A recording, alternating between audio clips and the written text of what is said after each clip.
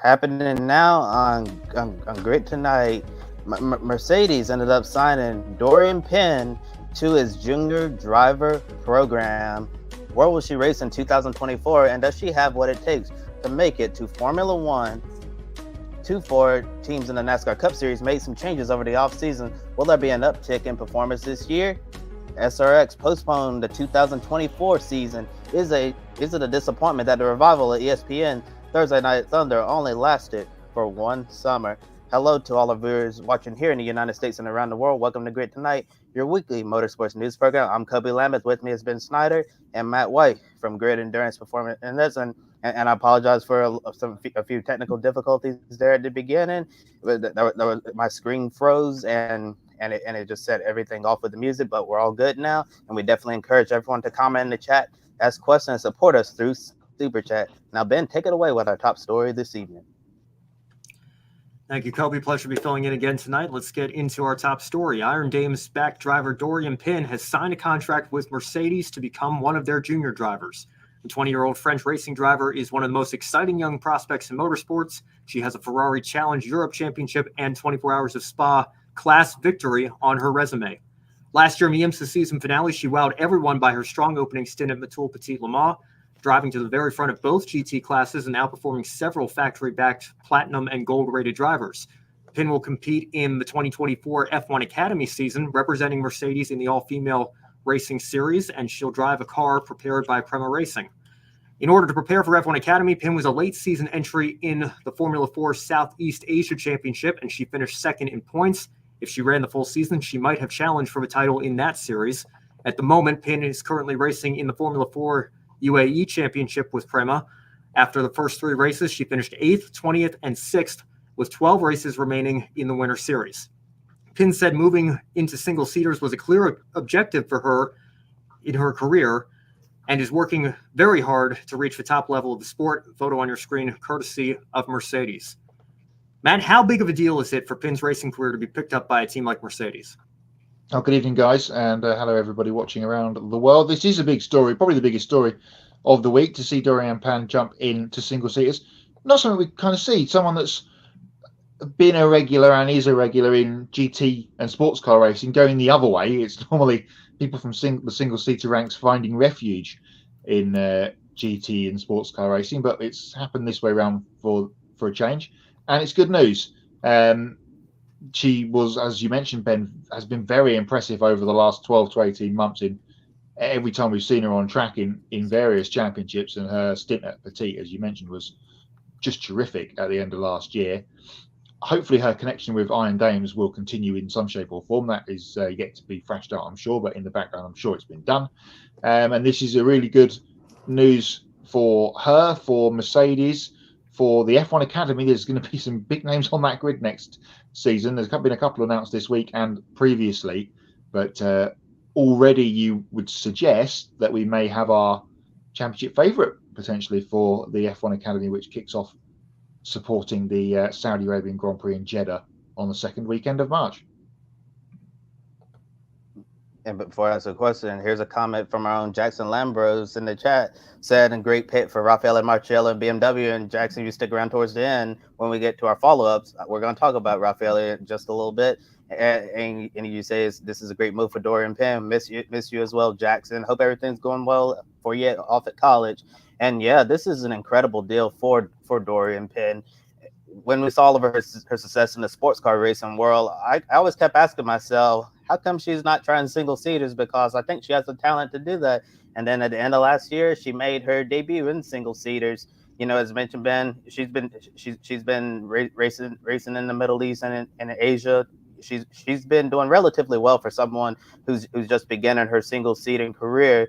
And it'll be interesting to see how she picks this up as time goes on. But we all know what Doriane Pin is capable of.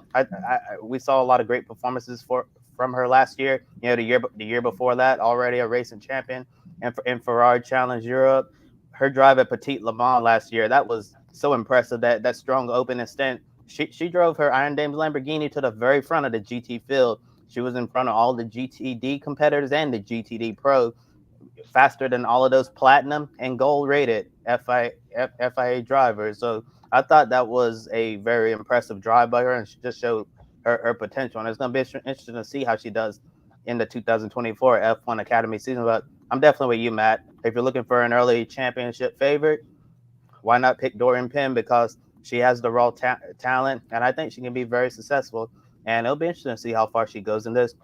Got another comment from Adam Limmery saying that Doriane Pin will succeed in F1 Academy. You could see her winning a race or two. Yeah, Adam, that would not surprise me to see Doriane Pin winning races this year in F1 Academy because her upside is enormous.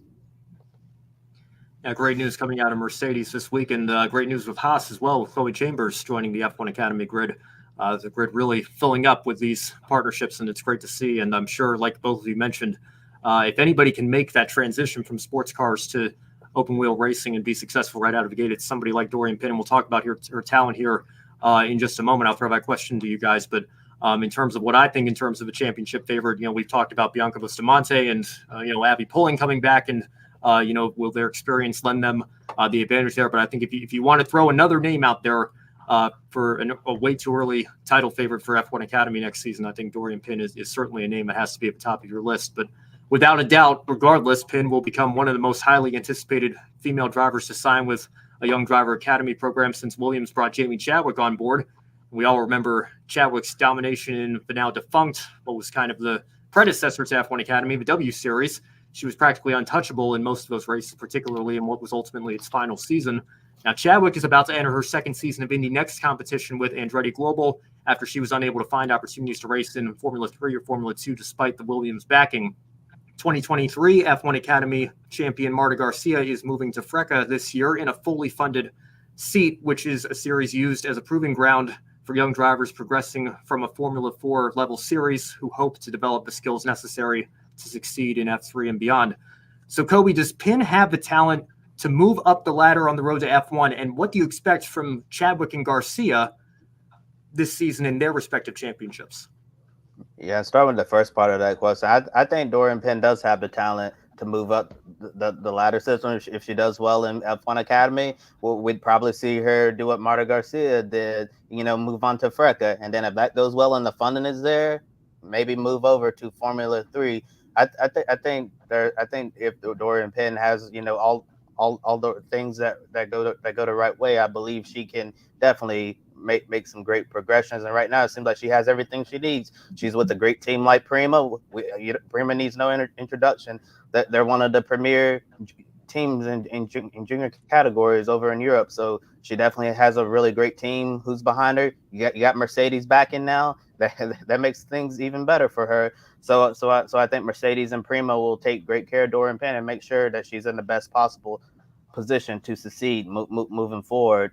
And about Jamie Chadwick and Marta Garcia, I think the big thing for Marta Garcia is going to be, just taking all the lessons she learned from competing in F1 Academy and having a great season in FRECA. And that goes well, we could see her in Formula 3 in 2025 and beyond. And Jamie Chadwick, I think, looking at the Indy Next series, the biggest thing for her is we need to see improvement.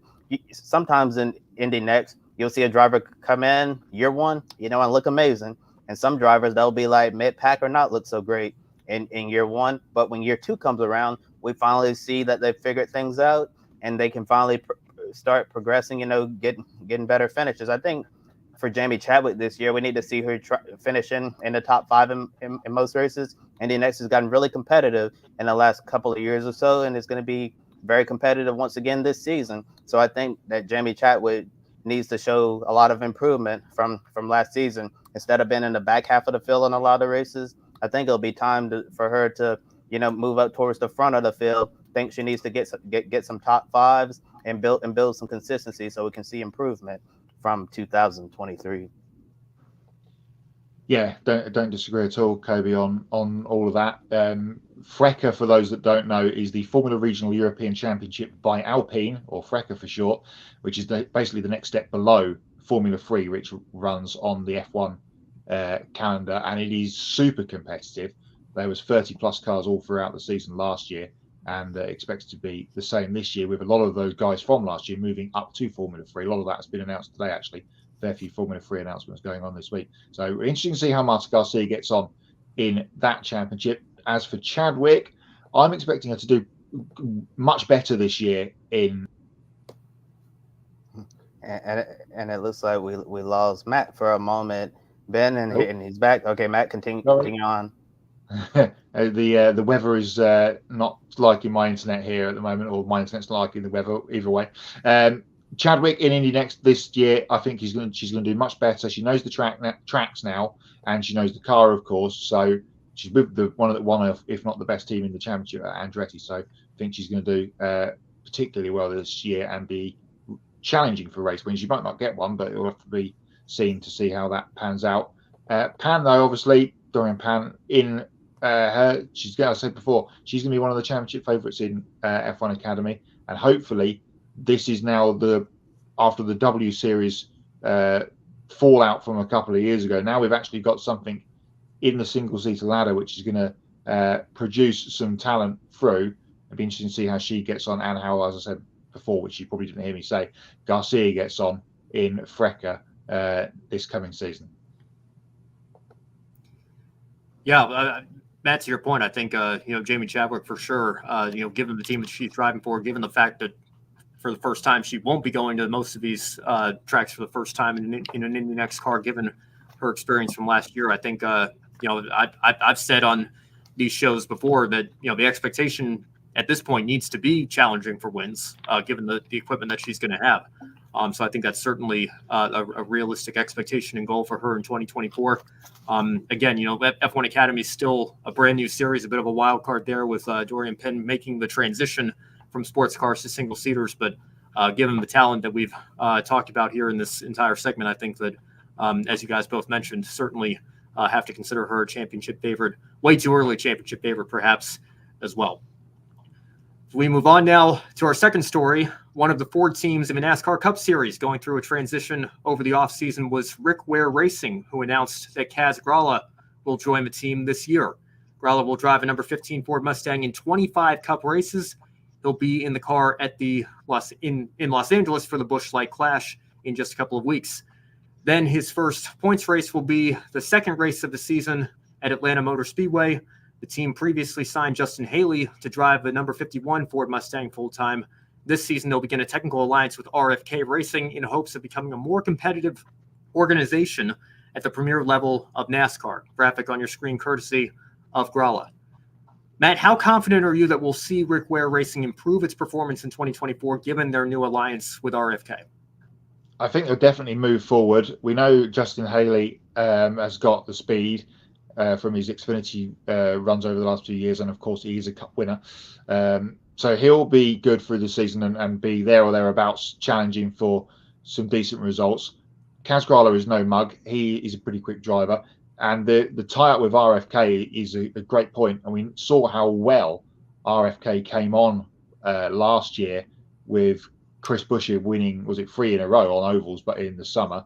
And Brad Keselowski being very, very good at the end of the season as well. So I think this is a big thumbs up for everybody to see the Rick Ware cars move a little bit further from the back of the field over the next year or maybe two.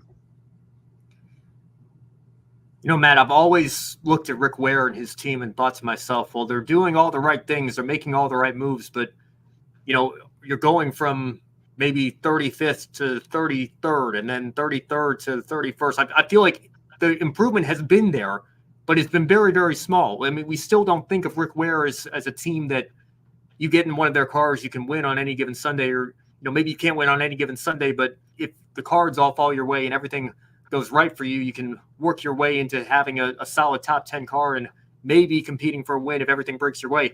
I still feel like there's a bit of a gap there. The back end of the field is as close as they've ever been to the top, yet you're still not seeing those names like Rick Ware Racing, or I suppose you can throw a Live Fast or Spire in there as well, challenging for race wins on weekly basis. I don't know that Rick Ware is there yet. I don't know if they're going to be there this year. I think Ford still has some questions as well, given the fact that despite Ryan Blaney winning the championship, we did say, you look at Chevy and Toyota, it does look like Ford is a not too distant third, but third nonetheless in terms of the manufacturer order.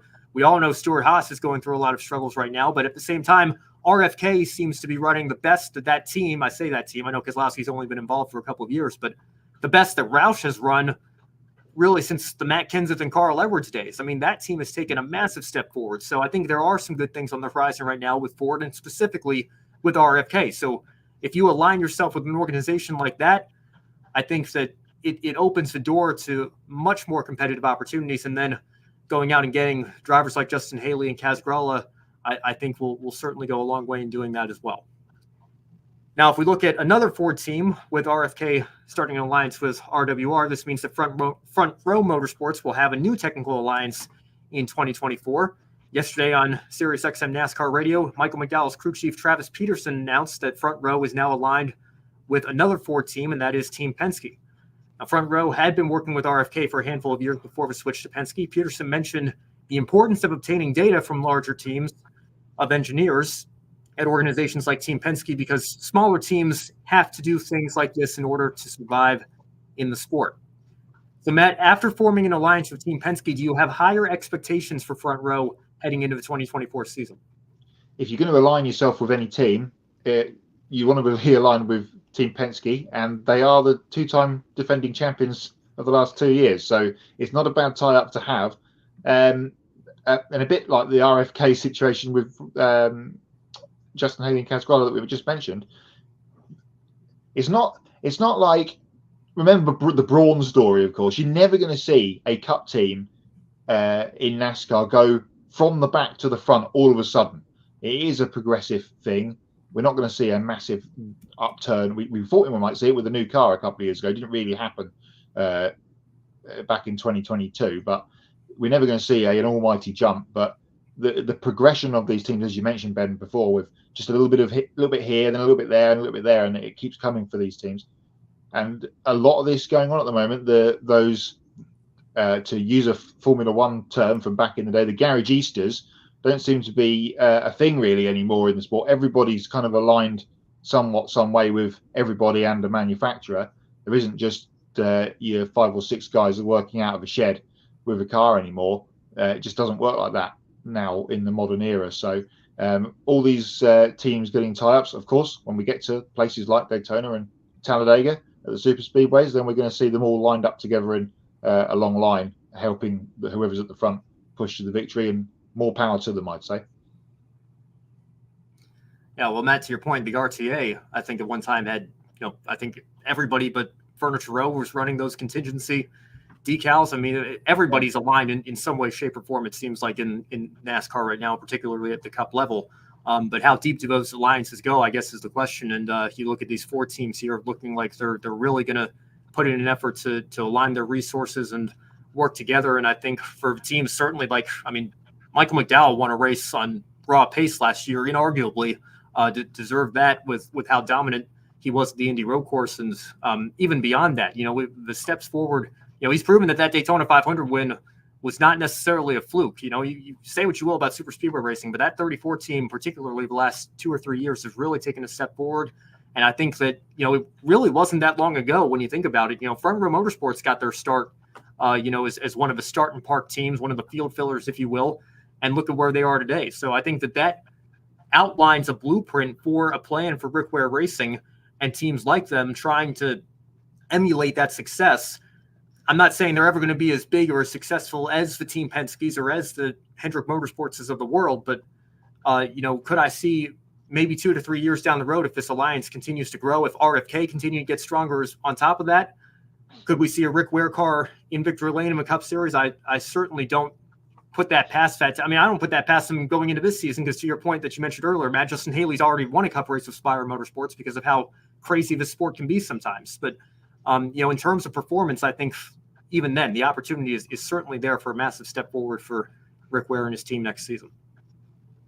Yeah, don't disagree. It's going to be interesting to see who makes the jump from those, last quarter of the field runners, I guess, that we would point to at the start of the season throughout the year, and all these new alliances coming together, and see who makes a step forward and maybe can sneak a car into the playoffs. Absolutely. We move on now to our third story. The Superstar Racing Experience, better known as SRX, will not return this upcoming summer here in 2024. This is an official statement that they released just a few days ago. It is with deep disappointment that we announce the postponement of SRX's 4th season.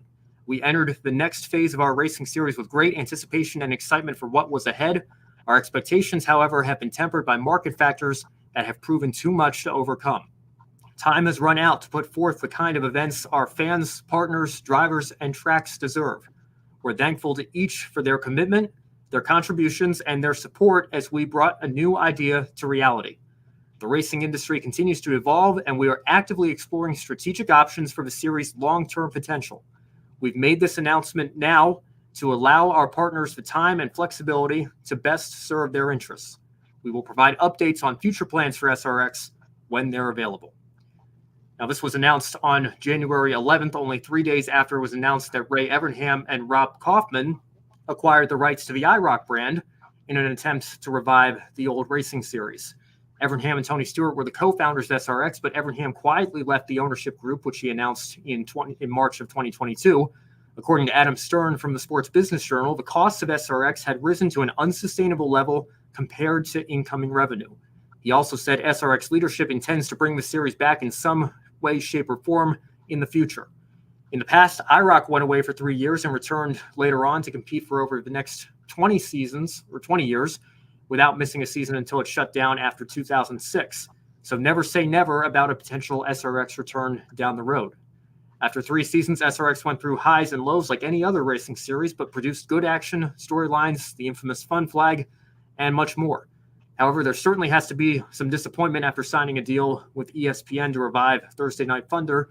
Plus, it kind of drifted away from the original concept of highlighting drivers from multiple disciplines and grassroots stars with a heavy focus on NASCAR Cup Series drivers. The graphic and statement on your screen, of course, courtesy of SRX. And Matt, to that point, I remember Mark Webber being announced.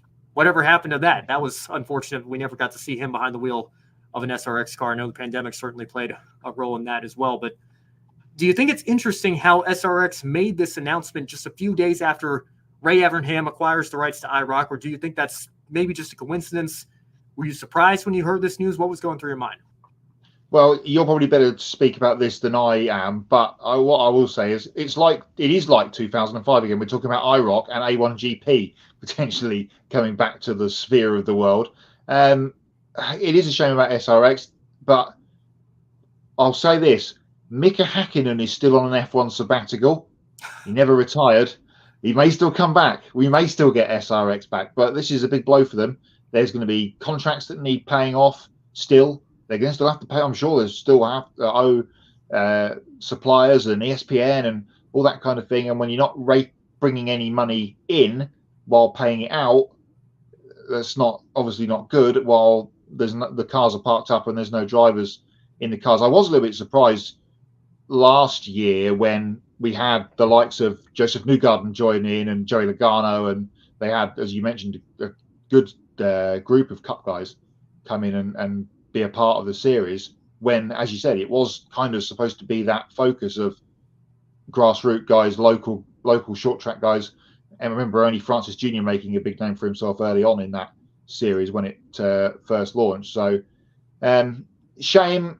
Is this the beginning of, we're still in a bit of a global money crisis at the moment? Is this one of the first things to fall over because of it? And Matthew Owens from his Behind the Mic account. Good to see, Matthew. This feels like a major failure on a lot of fronts. Certainly don't disagree there. Look, and Adam Lemery's adding as well, really wanted to see SRX at Thunder Road Speedway in Vermont. Yeah, certainly a lot of great tracks that they could have gone to as well. Listen, I think it's no secret.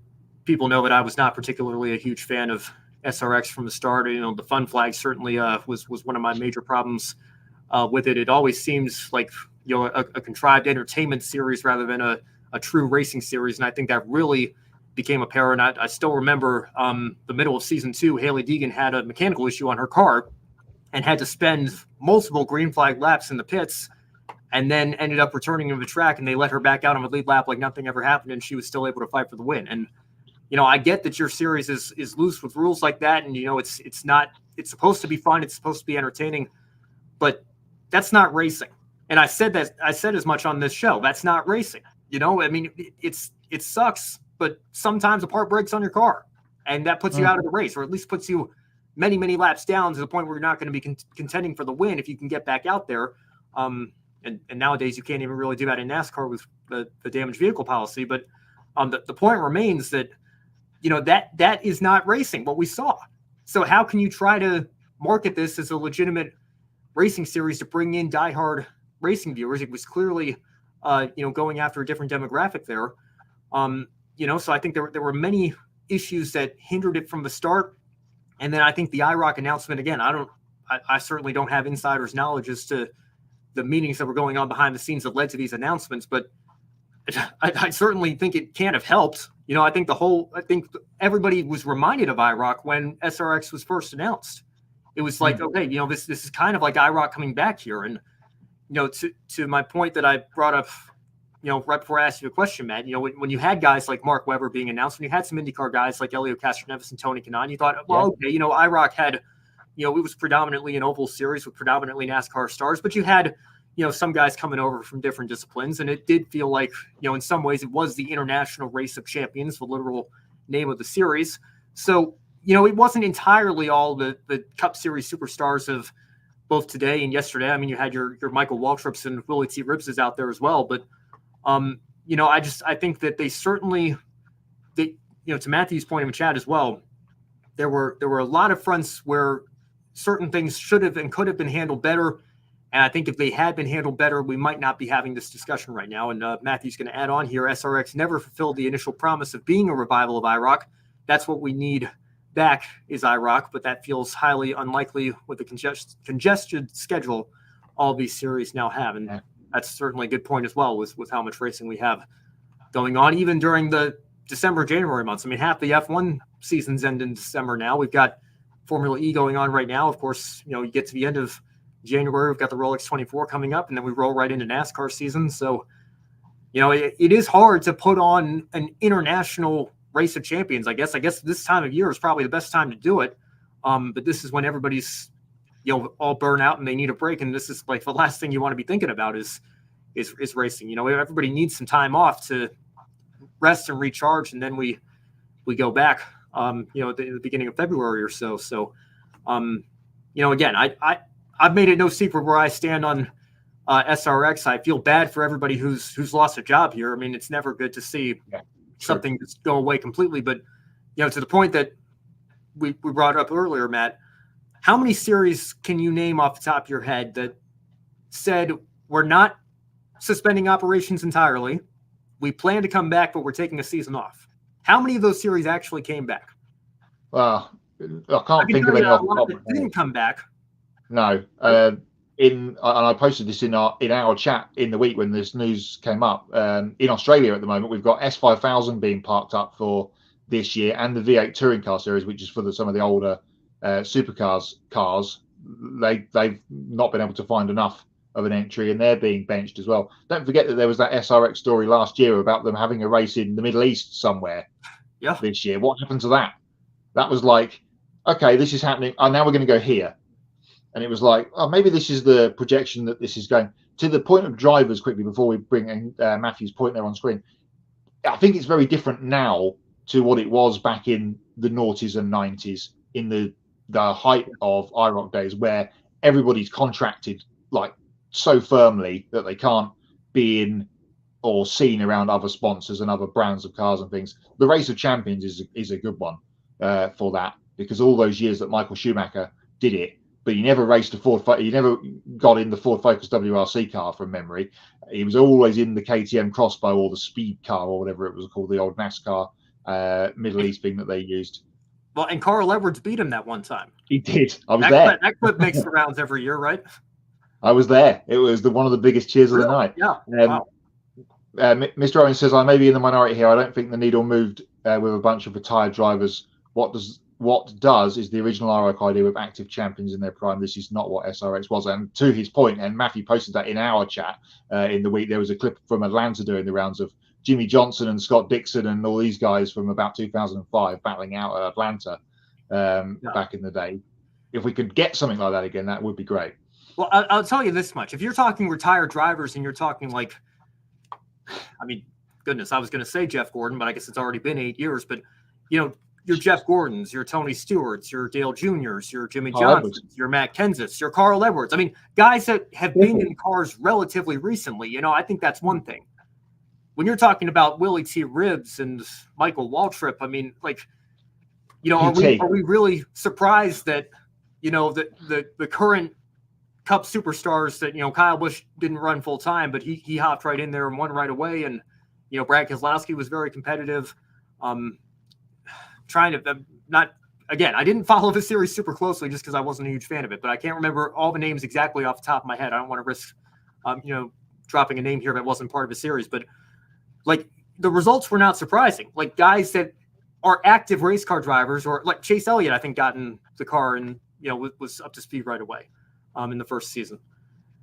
The current drivers are better at driving race cars than the drivers that used to drive race cars but haven't driven race cars in a really long time. And everybody's all shocked by that.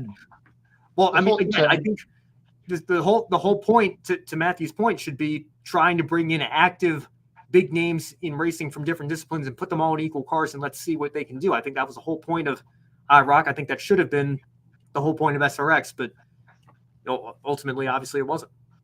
Didn't current NASCAR champion Ryan Blaney jump in at some point out with Dave? They raced together at some stage. Yeah, but Ryan Newman, I think, like Ryan Newman and Marco Andretti, I think Marco Andretti's, we think he's an SRX champion, right? I mean, there was that whole controversy too. Like we didn't even know who the champion was because they couldn't keep track of their own point system. I mean, there's just so many issues.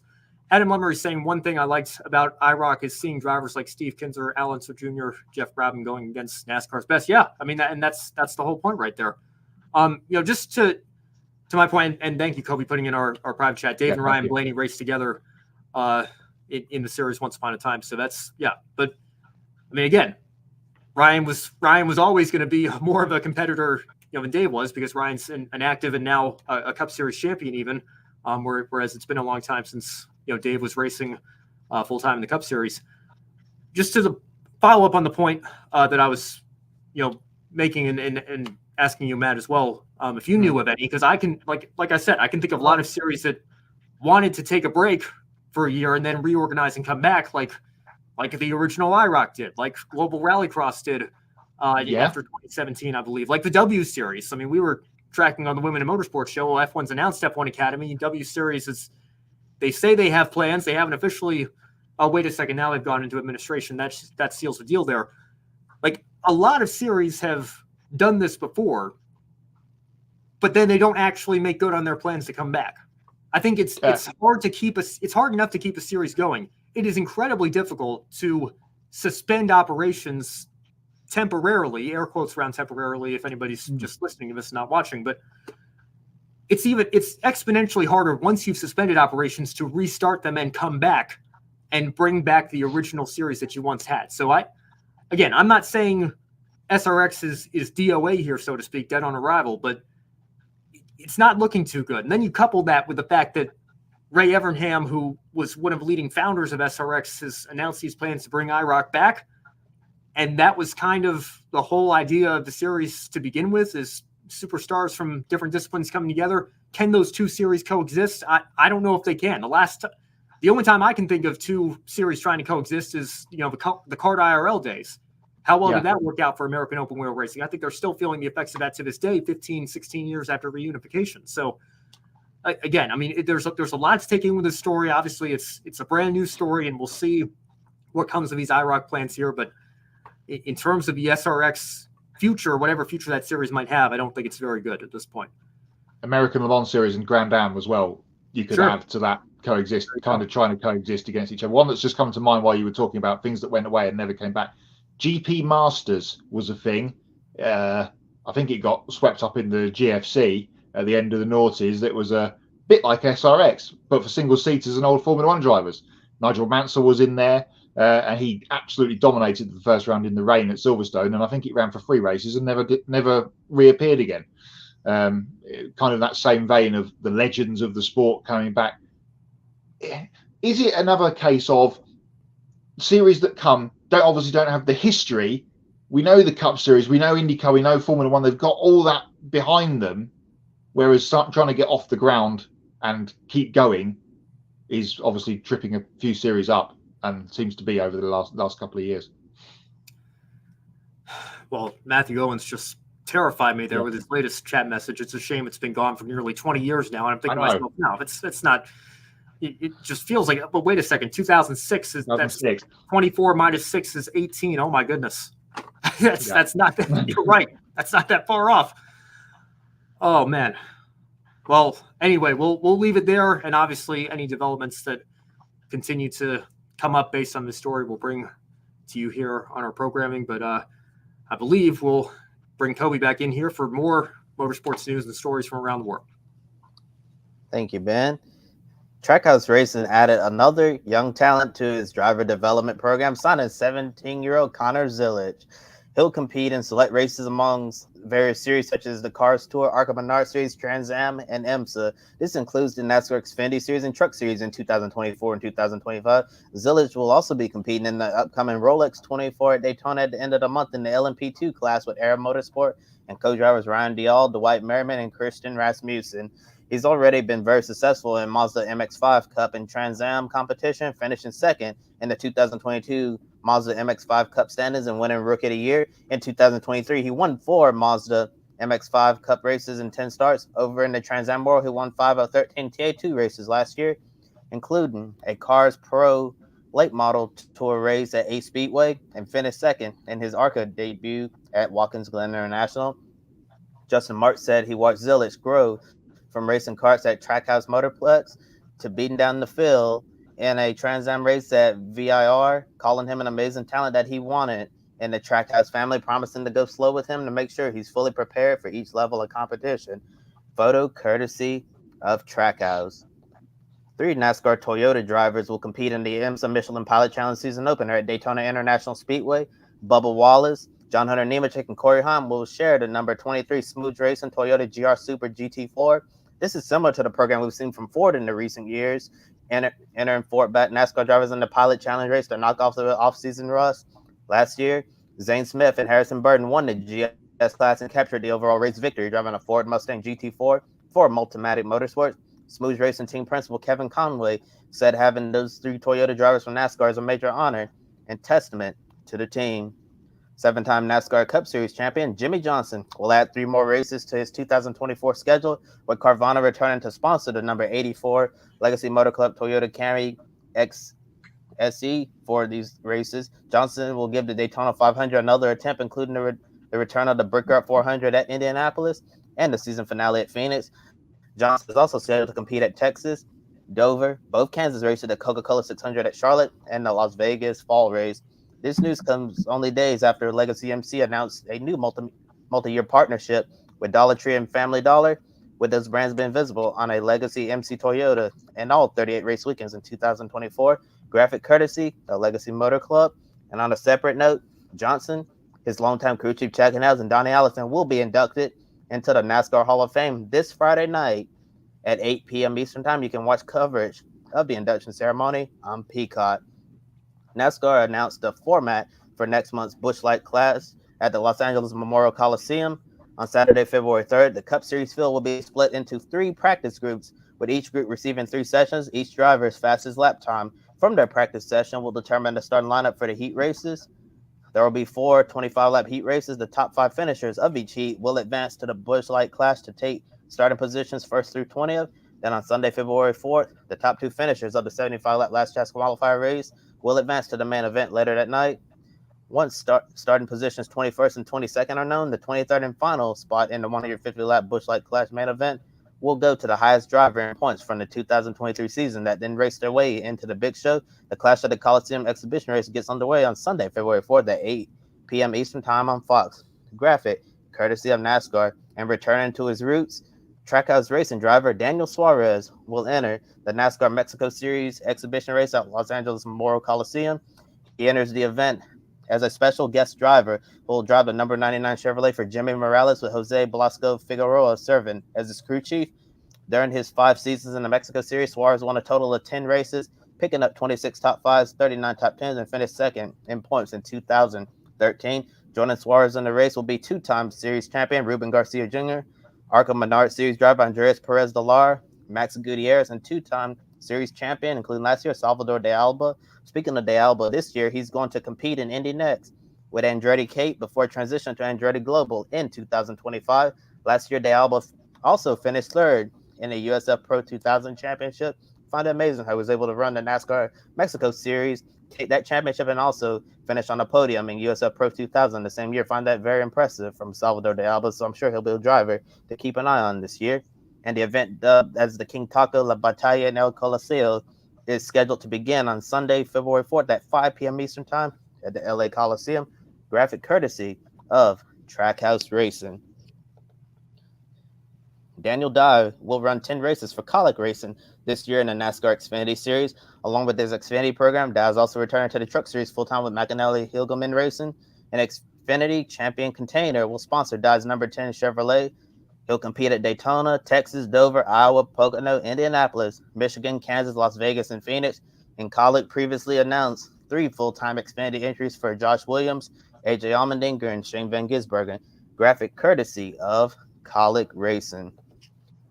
Wendy's and Trackhouse Racing entered a new partnership that will see the popular fast food restaurant serving as an associate sponsor in the NASCAR Cup Series throughout the 2024 season for Ross Chastain, Daniel Suarez, and Shane Van Gisbergen. Wendy's will be the primary sponsor for 2 Cup races, which includes the Talladega Spring Race on Van Gisbergen's car. In Xfinity, Wendy's will be the primary sponsor in one of SVG's races, while also sponsoring Suarez in the Xfinity season opener at Daytona.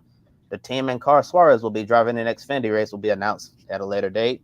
And our last follow-up story, BMW M Team WRT confirmed its driver lineup for the 2024 FIA World Endurance Championship season. The team is set to debut the BMW M Hybrid V8 in the hypercar class with the 2-car effort.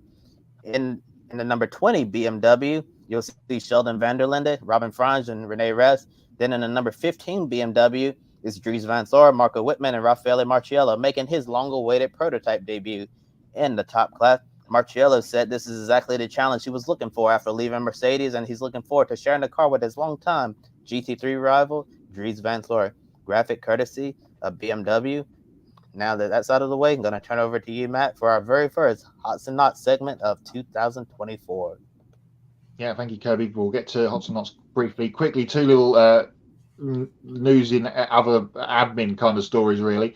The Grid Endurance Performance Index kicks off for 2024 this weekend with the Abu Dhabi 6 Hour, the first Creventic race of the year. They should have had one already, of course, last weekend at Dubai. But if you're across international news, then you'll know that there's a bit of trouble going on in the Red Sea at the moment, and shipping has been massively affected. And the Dubai 24 Hours has been pushed back to next weekend, and unfortunately that now clashes with the Daytona 24 Hours. So you'll have our first Grid EPI update on the show next week when we'll bring you the results of the Abu Dhabi 6 Hour. And just to get across, pick a winner. We haven't got any races to do this coming weekend because it's a little bit of a down weekend before we get to the busy one of IMSA, WRC Monte Carlo, and Formula E back in Saudi Arabia. But there is the standings, 1 race down, and Ben and Matthew Owens are joint top with their correct guess of Pascal Wehrlein, the winner of the Formula E race on Saturday in Mexico. The Hots and Knots, obviously a hot for Ben would be that he is top of the leaderboard there. I was struggling for a hot until Kobe started doing the news, and then I remembered the Conor Zilic news, and that is excellent. I've been watching this guy this last year, as Kobe mentioned, in TA2 and in the MX5 Cup as well, and he is the real deal. And we talked about on the Roundtable show a couple of weeks ago that Daniel Suarez could be under the gun at Trackhouse. Another bullet has just been loaded into it, with Conor Zilic being added to the Trackhouse lineup. Yeah, no doubt. Like you said, Matt, somebody take a screenshot of that pick a winner graphic. I guarantee that's the only time I'm going to be leading all season. I know Kobe and Alex Fleener, I think, is usually very good and up there. And Ed Hunter put a great effort in the first half of last season. I'm sure those guys are going to be, at the top of the leaderboard in the not too distant future here. But yes, very excited to be leading the championship after one race out of the however many hundreds of races we cover here on Grid Network. I'm sure that that's probably not going to last. But and also I also want to say before I get into my hots and my knots here, thank you everybody we've had a really active chat room tonight. Kane's Cats Heat 305, not to bring up any one of your messages in particular, but we've been going back and forth during Kobe's follow-ups, and I just want to say I get what you're saying. I think I don't know if you were here at the beginning of the show, but we all praise Doriane Pin, and we think she's an incredible talent and is going to do great things next year. I'm just saying let's maybe keep our expectations in check until we get a round or two into the season. I wouldn't be shocked if she dominates and is a championship favorite and wins a bunch of races, but there's some talented young women in that series that she's going to be racing against as well. So, I think we're up to what now? I forgot about the Carrie Schreiner news as well. Congratulations to her with Sauber and Chloe Chambers with Haas being announced today. So you've got them. You've got Tina Hausman with Aston Martin, Abby Pulling back with Alpine, Bianca Bustamante, who won a couple races last year with McLaren, and Leah Block, the big news for us here in America with the Williams team. So, there's some competition forming there. So let's be fair to everybody. Let's give them a chance, and we'll see after a couple of races who our championship favorite is going to be next year. That's all I'm trying to say.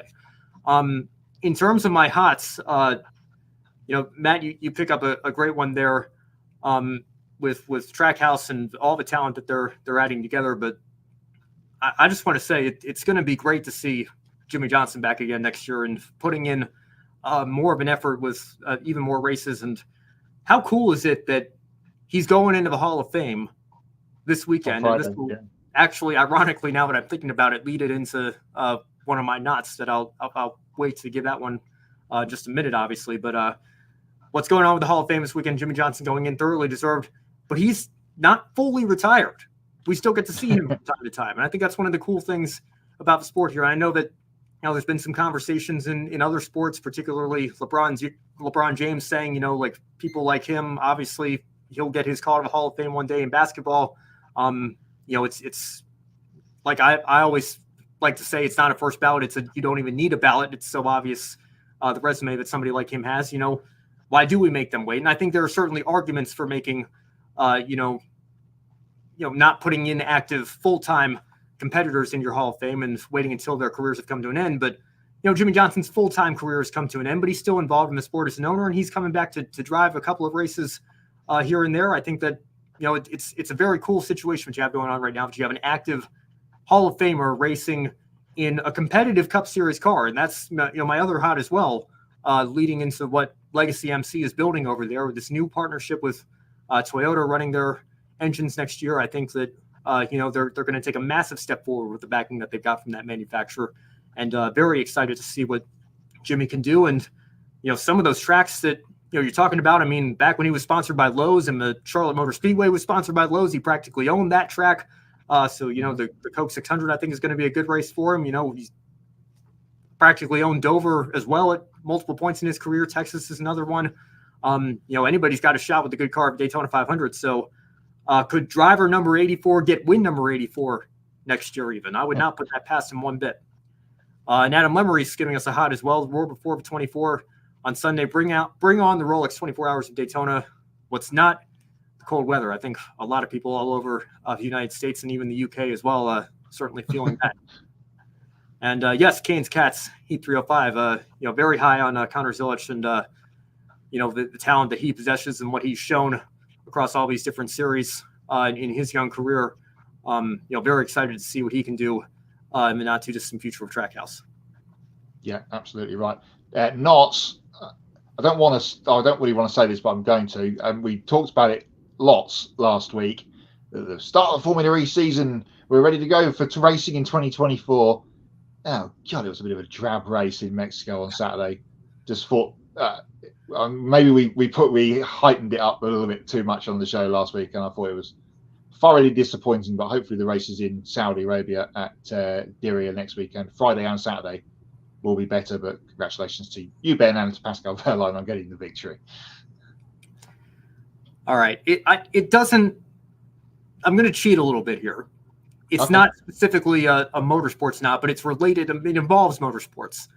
You're going to have to forgive me. We're basically in the off season here. There's not a ton going on right now. So, right before the show tonight, I watched Jimmie Johnson's interview on the Today Show from, I think it was yesterday. And obviously Today Show being, an NBC property, it might have been Al Roker. I forget it.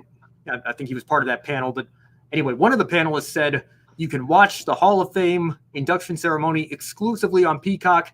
You already bought it for the NFL game. You might as well use it for this NASCAR Hall of Fame induction ceremony.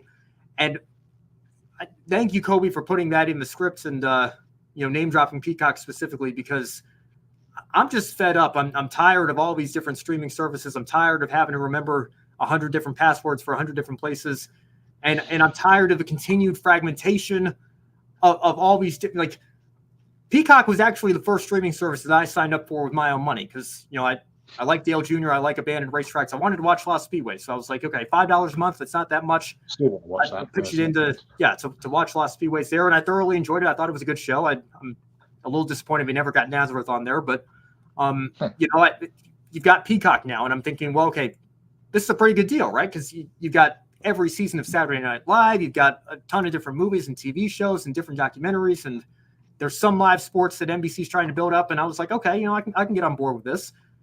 But then, I don't know, Ted Lasso drops on Apple TV. And I'm like, well, I want to watch that. So there's another $6 or $7, whatever it is. Then there's this show on HBO Max. Then there's this show on Paramount Plus. By the way, I mentioned I want to keep up with Drive to Survive on Netflix. I'm paying for that. Yeah. I'm a big Disney fan in terms of what they're doing with Marvel and Star Wars and all those different. I want to keep up with all those different shows. That's Disney Plus now. Well, I'm a generic sports fan, right? I got to have ESPN Plus. Well, now I've got 2 of the 3. I might as well get the Disney bundle, right? So there goes Hulu. Have I mentioned Discovery Plus as a thing yet? Even though they said they were going to just stop me whenever you like. And then within the streaming services, MLS just signing this massive deal with Apple TV. You got to get the season pass if I'm going to watch all the Union games, right?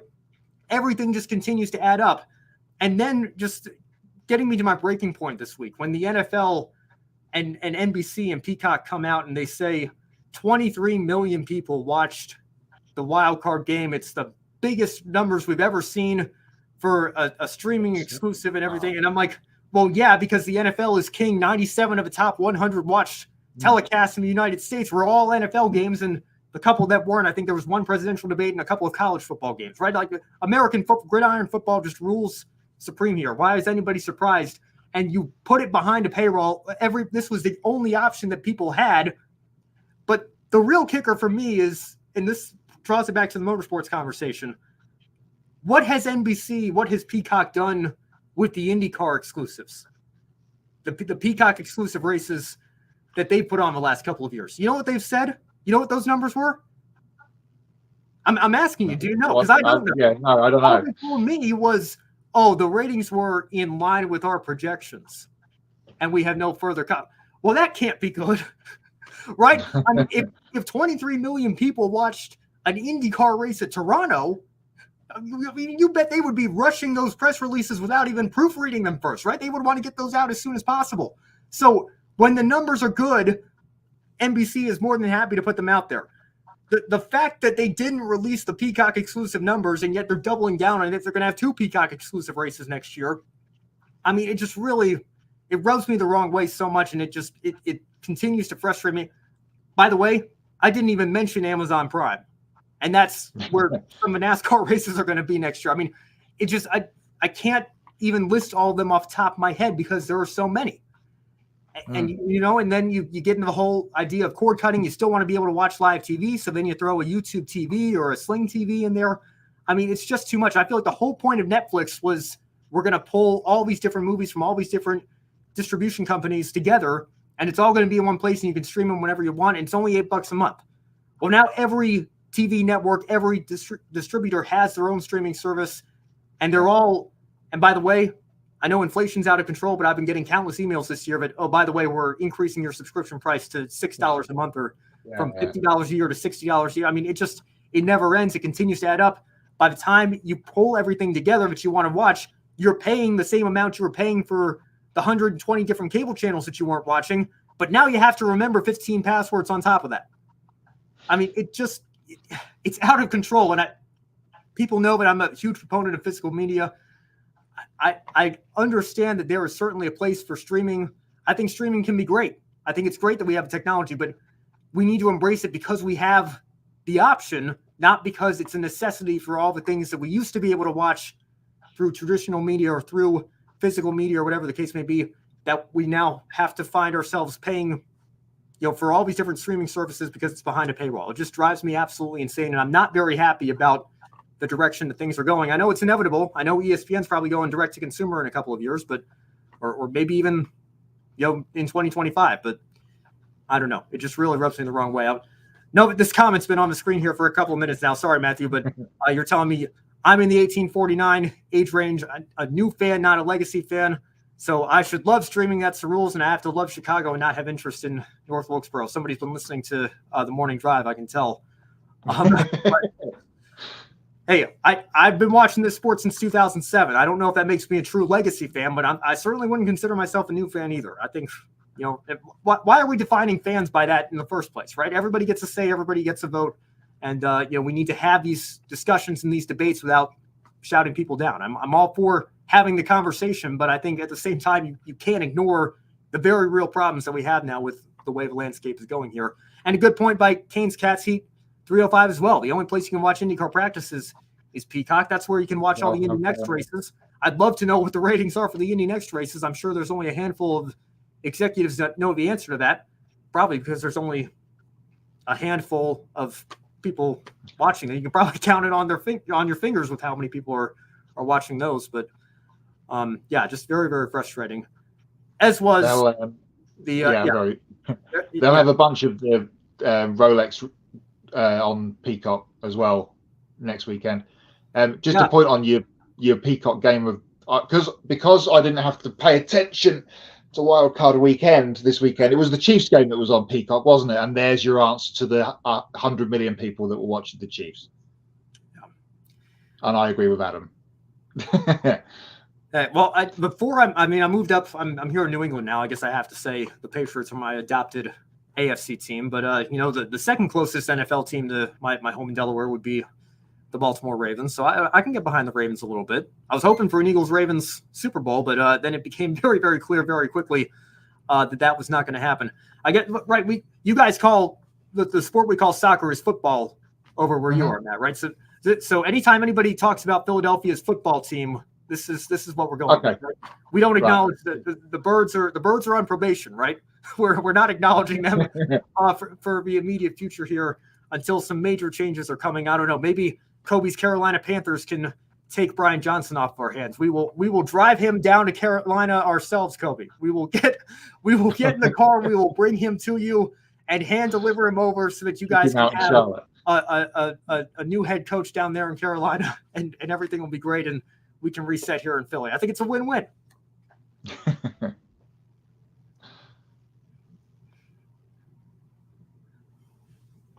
All right. That's all I've got, Kobe, if you want to come in here and respond to that. All I'll say, Ben, I'll coach the team myself before I let Brian Johnson coach the team. I will coach the team myself before we let Brian Johnson. Hopefully we can get a competent coach because, as a Carolina Panther fan these last few years, it's been very brutal. I really hope Mr. Tepper will learn from all the mistakes that he's made and we can finally put the right people in the right places, someone who can develop Bryce Young and put some talent around him, get a real offensive line, some playmakers on defense, some great wide receivers can actually catch the ball, a running back you can rely on, everything under the sun. I'm ready for the Carolina Panthers to get back to playoff contention because these last few years have been, just horrible and miserable. We still have that Super Bowl hangover from losing to the Broncos. This has been crazy since then. And that's your NFL Tonight update on the Grid Network for this week. There you go. All right. Well, if nobody else has anything else, I don't know. I might have to get you guys. I want to restart my own personal podcast later this year. I want to get Brock on first. I still have to finish reading Cope. I apologize. I'm a bit of a slow reader, but I'd love to keep this conversation going. But like you mentioned, Matt, this isn't NFL Tonight. This is Grid Tonight, so we'll keep it mostly motorsport based here, and we'll wrap up the show. We're coming up on an hour here. Thank you all so much for watching. Like I mentioned, we had a very active chat room tonight as well, so the show's been a lot of fun. And make sure you stay tuned and come back on Saturday, January 27th. We'll have our annual Rolex 24 Daytona pre-race show, our most successful show of the year last year by a mile. So make sure you don't miss that. That's going to be at noon Eastern again on Saturday, January 27th. Make sure to mark your calendars. And please subscribe to our YouTube channel right now if you aren't already so that you don't miss one of our biggest shows of the year.